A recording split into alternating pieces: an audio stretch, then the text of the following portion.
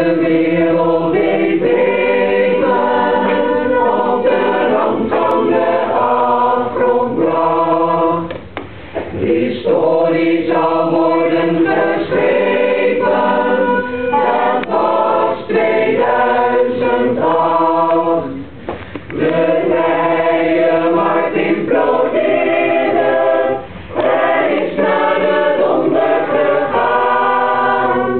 Toch was er toen licht in het duister, maar het stond bovenaan.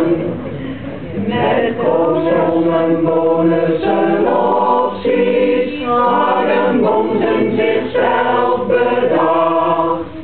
En trouwe kapitalisme, waarmee ons heeft gebracht. Regeringen, banken, bedrijven, je wisten niet meer wat te doen.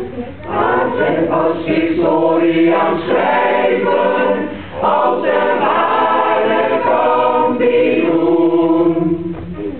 Die eerste week van november waren bussen al onder mineur.